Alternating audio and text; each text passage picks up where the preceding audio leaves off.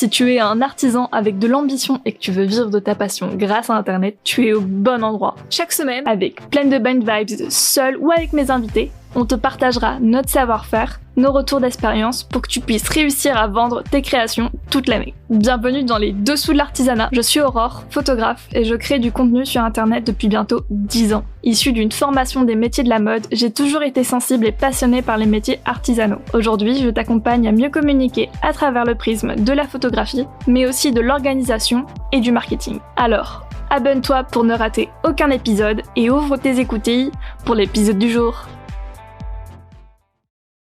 Le sujet du jour va être assez pimenté et pourtant qui a son importance dans la réussite de son entreprise. Oui, aujourd'hui, on va parler mindset.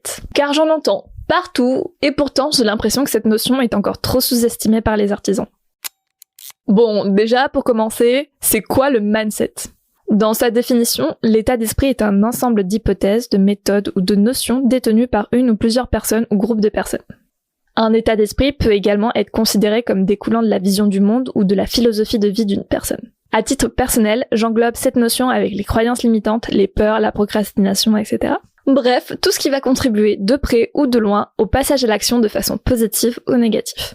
Et dans l'entrepreneuriat, étant en quelque sorte livré à nous-mêmes, on ne peut pas être influencé par les autres et on doit compter sur nous-mêmes pour faire ce qu'il faut. Surtout que personne ne va les faire à notre place. Et quand je me suis lancée, ce poids de vie ou de mort sur mon entreprise m'a vachement intimidée, voire même pesé sur le moral. Honnêtement, entendre partout à quel point c'est important de travailler sur son état d'esprit, qu'il fallait faire ceci, cela, mettre en place telle routine, etc., ça m'a juste gonflé. C'est devenu un contenu que je skippais car c'était toujours les mêmes discours, que ce n'était pas assez concret, assez pratico-pratique. Mais tu vas me demander, alors pourquoi je fais cet épisode et qu'est-ce qui a changé ? Je vais te répondre en un seul mot, l'expérience. Au fil du temps, j'ai appris à déculpabiliser, à lâcher prise, mais surtout à me rendre compte à quel point ma posture, mon état d'esprit avait de l'influence auprès des clients, du taux d'acceptation des devis, mais aussi sur la façon dont je travaille et la qualité de ce que je propose.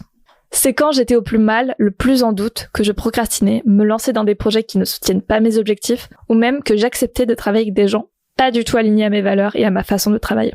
Et c'est quand je me prends le mur en pleine face que je réalise mes erreurs. Certes, on peut mettre ça sur le dos de la jeunesse, la quête d'identité, de recherche de place dans la société, mais ça n'excuse en rien. Naturellement, j'ai commencé à travailler sur mon état d'esprit et à mettre en place une organisation qui m'aide à ne pas replonger et qui me motive. C'est notamment comme ça que j'ai découvert à quel point je suis réceptive à la carotte et qu'il faut que je me fixe des objectifs et retrouver mes bases si besoin.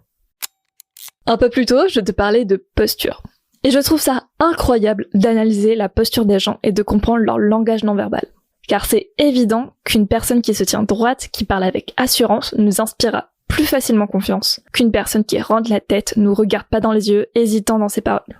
Mine de rien, en business, ça compte énormément. Surtout dans ce milieu où la confiance doit régner. Et du côté des consommateurs, beaucoup en ont assez de se faire arnaquer, abuser de leur naïveté. Aujourd'hui, obtenir la confiance de tes clients est super précieuse. Et il faut prouver par A plus B en quoi tu es la bonne personne pour eux et que ton produit répond à son besoin le plus profond. La plupart du temps, je fais semblant d'avoir confiance et je me convainc que ce que je fais est bien et que j'ai de la valeur à apporter aux autres. Ça fonctionne plutôt bien sur moi, surtout qu'en plus je suis assez grande, donc cette impression est d'autant plus accentuée. Je divague un peu du sujet, mais tu le sais aussi bien que moi, on est notre pire patron. Et cette exigence envers nous-mêmes mène souvent à des pensées négatives et des remises en question dont parfois on se passerait bien. Mais savoir par où commencer pour devenir le chef d'entreprise de nos rêves est assez compliqué. Surtout sur Internet, on entend vraiment tous les sons de cloche, il est donc difficile de s'y retrouver. Surtout que l'état d'esprit, c'est quelque chose qui nous est vraiment propre et chacun est différent. Donc il faut vraiment prendre chaque conseil avec des pincettes et réellement se demander si cette astuce, cette solution est adaptée pour nous. Et souvent, le seul moyen de le savoir, c'est d'essayer. Personnellement, j'essaye de limiter le nombre de sources qui font ce genre de contenu et de ne prendre en compte que ceux qui résonnent en moi. Par exemple, Margot Cunego sur Instagram, à première vue, elle est assez directe et appuie là où ça fait mal. Ça ne correspond pas à tout le monde, mais j'aime être bousculée, que l'on soit cash avec moi et que l'on me montre concrètement ce que je dois faire. C'est aussi pour ça que j'aime bien l'armée, car c'est un peu dans cette dynamique-là. En plus d'elle, je suis Aline de The Bee Boost, et c'est tout. Pour les questions de mindset, je vais faire confiance à elle et m'en inspirer. Car si tu commences à vouloir suivre à la lettre tous les conseils que tu lis sur Internet, tu risques d'être submergé et d'être encore plus perdu qu'au départ. Concrètement, pour m'aider à adapter le bon mindset dans mon entreprise, j'ai commencé par poser les bases. Décidément, j'ai l'impression de t'en parler à chaque épisode, mais ça montre à quel point c'est ce qui va te guider tout au long de cette aventure. Et surtout, ce qui m'a aidé, c'est de comprendre ce qui me rend unique et me différencie de la concurrence. C'est ainsi que j'ai réussi à réduire le son de mon syndrome de l'imposteur en ayant conscience de ma vraie valeur. Ce qui m'aide d'autant plus à suivre ce chemin, c'est d'avoir vos retours, vos messages sur un de mes contenus et à quel point ça vous a été utile. À chaque fois, ça me rajoute des points d'XP dans ma barre de confiance en moi. J'en profite pour te remercier pour chaque retour que tu m'as fait car ils sont précieux et ils me motivent à continuer à te proposer du contenu toujours plus qualitatif. Également, pour entretenir un bon état d'esprit, il est super important de s'entourer. J'ai l'impression que ce conseil-là aussi revient partout et tout le temps, et pourtant, la magie de groupe, c'est vraiment beau à voir et à vivre.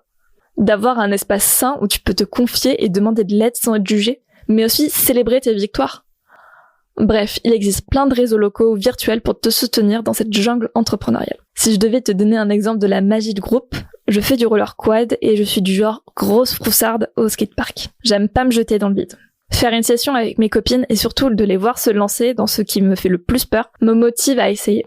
Rajouter ça à leur encouragement et conseils, ça me fait pousser des ailes. Résultat, j'arrive à descendre des pentes que je n'aurais jamais cru pouvoir arriver. Même s'il y a eu des chutes, j'ai donc en plus montré à ma tête que je ne vais pas mourir en faisant ça. Dans le pratico-pratique, il y a le hacking des cerveaux. Le rassurer et lui donner toutes les clés en rationalisant ce qui fait peur. C'est pour ça que c'est hyper important de comprendre nos peurs et leurs origines, afin que tu puisses trouver ce que tu peux faire pour la contourner. Ce qui va énormément t'aider, c'est l'organisation. J'ai l'impression que c'est le pouvoir magique pour s'enlever de la charge mentale et activer les bons leviers pour te motiver ou te faciliter la vie. Car un espace de travail rangé et organisé, c'est avoir une tête bien en ordre. Surtout que l'on a des milliers de décisions à prendre dans une seule journée, alors vaut mieux faciliter le processus pour garder un max d'énergie pour créer.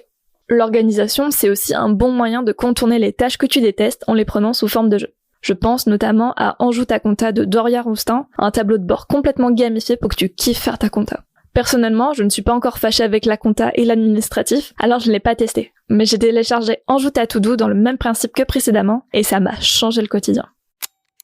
Le dernier conseil que je pourrais te donner, c'est de te faire accompagner. Surtout si c'est un vrai gros blocage dans ton entreprise et ton quotidien. Rien de mieux qu'un professionnel pour t'aider à identifier réellement tes peurs et leurs origines, ainsi que de mieux les comprendre. En ce moment, je teste les techniques d'EFT qui m'aident énormément avec mes peurs. Coupler ça à un travail d'introspection important et de prise de recul sur ce que je fais. C'est ce qui m'aide à avoir un bon mindset et à pouvoir continuer à te partager de bonnes sondes. Je terminerai juste par le fait qu'il est important d'accepter ces moments de déprime, de démotivation et qu'il ne faut pas s'en vouloir. Ça arrive à tout le monde et même aux personnes qui te sont proches. Alors n'hésite pas à en parler et de ne pas culpabiliser. Chacun a son rythme, patience. Oui, je sais, c'est dur de rester patient, mais t'inquiète, ça va bien se passer. Il y a toujours du soleil derrière les nuages et le beau temps après la pluie. Si ce sujet te parle, n'hésite pas à m'envoyer ton témoignage en DM Instagram, je serai ravie d'échanger avec toi. N'hésite pas également à enregistrer cet épisode pour plus tard et à laisser un avis sur ta plateforme d'écoute. Et je te dis à très vite sur les internets.